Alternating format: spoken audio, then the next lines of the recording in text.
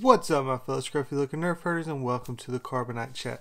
Today I'm going to be doing a little video on kind of Kylo Ren and basically the villains of episode 9. Now, a problem happened with The Last Jedi, as I've reviewed a lot of the problems, but one of the big ones is what happened in episode 9. A lot of people have been saying like, oh, this is a good thing, it kind of resets it. Harley from Epic Mealtime, I listened to his review and he liked The Last Jedi. One of the things he said is, we're at a point where we have no clue what could possibly happen. There's really no setup to what's to come, and he was saying that as a positive thing. The problem with that is it's episode 9. It's the third episode in a trilogy.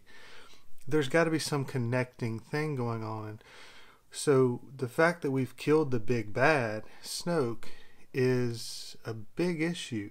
Now, it may not have been an issue if, like in the original trilogy, where Luke had been handily defeated by Vader, like we didn't need to add the Emperor in at that point. It added to the story, but it didn't need to be there because it was already enough to have Vader. We already questioned and wondered and worried how would Luke be able to defeat Vader. But with this, we've already seen Rey and Kylo fight, and Rey won. It's one of those things where what left is there to show? We're just going to repeat the fight scene at the end of episode 7. And so I was responding to someone in the comments, and I began to kind of think of a way that maybe they could begin to do it. And I think possibly that might be the way that they would do it.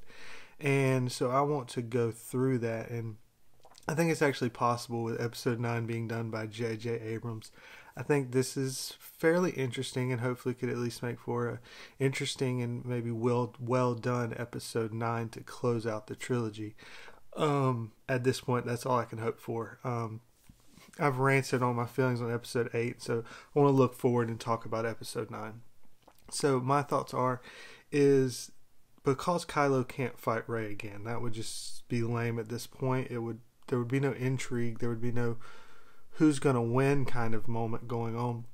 So the best way to deal with this is to take Kylo and he head to Mustafar and begin to kind of set up base at Mustafar at Vader's castle. Now we have some connections that were set up with Snoke having the ring from Darth Vader's castle from the catacombs that he got from down there. And we have the Aftermath trilogy that were the books, and I know the movie for people don't have to read the books, but for it's set up that you can do this, where we had the Acolytes of the Beyond, and a lot of people believe turned into the Knights of Ren. Now the Acolytes of the Beyond, they were obsessed with Vader. They like worshipped Vader. They thought Vader was the greatest thing that you could ever have, which is why many people thought they became the Knights of Ren, because Kylo Ren was the master of the Knights of Ren. Now the Knights of Ren were not shown in episode 8, and J.J. Abrams had said if he wanted to do another Star Wars movie, he would want to do a Knights of Ren movie. Now this is an interesting thing, a piece that we haven't really seen anything about. We were hinted at in episode 7 and saw nothing in episode 8, and it would be something that would be smart for if trailers begin to come out in episode 9, that they show some Knights of Ren stuff and show that they're going to be in the movie. That could get some people back to be intrigued by it that were very disappointed with what happened in episode 8. Those who liked episode 8 are going to be excited anyways. So the way you do this is that way there's much more than just Kylo that is fighting, and using the connection with the Acolytes of the Beyond and that connection with Vader, as well as they created a really cool castle that Vader was at in Rogue One, and they had mentioned wanting to be able to use that again, and so they can go there, and either you could continue the story that had begun in The Force Awakens, that Kylo's kind of trying to be like Vader. He follows Vader. He respects Vader. They kind of killed that in episode 8, so you can do away with it or keep it, whichever one you want to do. But he will take up the mantle of Vader for at least no other reason than to gain more respect and bring in more people from those Acolytes of the Beyond that worship Vader and see Vader. See, Snoke and Kylo have been in the kind of outside. They've been in the wild space area that a lot of people don't know what's going on. And because of that, a lot of people don't recognize the name of Kylo. They don't recognize the name of Snoke, but everyone in the galaxy will recognize the name of Vader. And so those that have great feelings for Vader and some dark side potential, they will be drawn to this if Kylo can begin, now that the resistance has been kind of depleted and destroyed, and obviously the Republic has been destroyed. The First Order is now back in power over the galaxy. He can use that to promote this and to draw anyone in that may look up to Vader. And the fact that they can go to Vader's castle and train under Vader's grandson, he can begin to build up an army. Now, one other thing that can be used there, the big issue with Snoke dying and Luke dying is both Rey and Kylo no longer have anyone there to train them. This is a huge issue. Neither one of them are fully trained up. Kylo is much more trained than Rey, even though the fact that Rey's more skilled, which makes no sense, but we won't go into that. Both of them had the person that should be training them killed in episode 8. Again, I'm not going to go into episode 8 hate right now. But Rey's got the book, so she can learn from the books. But Kylo doesn't really have anything. But we do have Sith holocrons. Now, we've never really gone into those in the movies, but it'll be a very interesting thing to add into these movies. Now, what you can do is when he goes to Vader's castle, he can find some of these holocrons that maybe Vader has picked up or even been gifted from him or given to him by the Emperor to learn and train from. Now, what he can begin to learn from is you can begin to use people like Revan or Darth Bane or Darth Malak. You can begin to start mentioning some of these names from way back when the Sith Wars were going on. And this can be a step that can be a little piece of nugget so that when episode 9 ends, that you have a place to begin starting a trilogy or a storyline in the Old Republic, that now these names have already been mentioned. For the kind of average fans that don't know what really went on with the Old Republic, but they've seen these short little hologram clips where they began to see what they've done. They've learned some of the stuff they've talked about. There's a connection. So when you begin to start these movies, it's just not it's just not a blank thing where people are like, who are these people? I've never even heard of these people before. There is some connection, which I know Disney likes to be able to do that by the very obvious and blatant placement of the dice for no reason out of the blue in episode 8.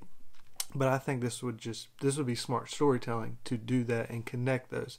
And as well as that begins to happen is Kylo, even though they are no longer Sith as they stated, the Sith have been in power for over 1,000 years. Snoke and his father or grandfather, Darth Vader, were all under the Sith rule. And even though Kylo and Snoke aren't Sith, they did follow kind of the rule of two. There was only 2 of them that we know of. Now, you could add more people, new apprentices, but it would kind of feel weird and just kind of not make sense, because why were they never around? Why was it there Kylo and someone else? Why is just now there's someone else popping up? I think it would make more sense and not feel kind of forced in to instead have Kylo stay in his position of power, learn from these holocrons, and then learn about these teachings from those prior to Darth Bane that didn't believe in the rule of two, that believed that you needed to build a Sith army, that the more there was, the easier it would be to defeat the Jedi. And this is what Kylo begins to learn and agree with and begin to teach the Knights of Ren or the Acolytes of the Beyond. If they're the same people, then they're the same people. If not, then you have those 2 groups, and he begins to build up an army of dark side users that are being trained up in Vader's castle. And so it has this sweet kind of lore behind it, and it's this very intriguing kind of storyline that I think would be very, very interesting. And it also makes it where you then begin to wonder who could win.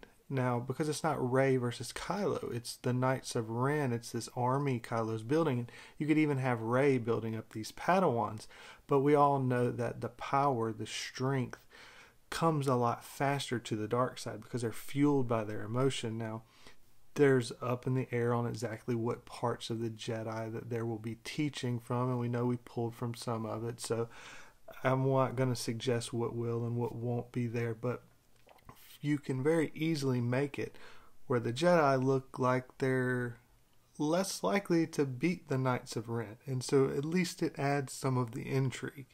It can be able to have duels where Kylo's taking on 3 or 4 Jedi Padawans, or there's 3 or 4 Knights of Ren trying to take on Rey, and they have to deal with all of this before they finally reach each other and fight. So at least you have a lot more intrigue, or just it's not plain repeat, redone. This is a new thing. We kind of saw a large group of Jedi fighting at one time, or they were fighting droids in the Attack of the Clones series. But we haven't seen in the movies multiple Sith versus multiple Jedi. Now, again, I know they're not actually Sith, but you get what I'm saying, that we have many, many lightsabers fighting against each other at one time, and that would be very interesting, very new, and it can set up and get people used to what could be going on in the Old Republic. But anyways, those are some of my thoughts and ideas. Please let me know down below what you think, if you got something to add on to it, or if you think of something completely different that would be absolutely a great choice for episode 9. Maybe I'm just completely missing something. I probably am, but this was just my little idea, and I want to throw it out there and hear your guys' thoughts and opinions. I'll put some videos up. I'll put my videos for The Last Jedi right around here, and I will post my playlist for The Journey of the Wills, which is my series that I'm running from the very beginning of canon. Right now we're doing some of the stuff before Phantom Menace, and it'll lead all the way up to episode 9, the topic of this video. Thank you guys for watching. I look forward very much to talking to all of y'all, and never forget, you Nerf herders, I love you.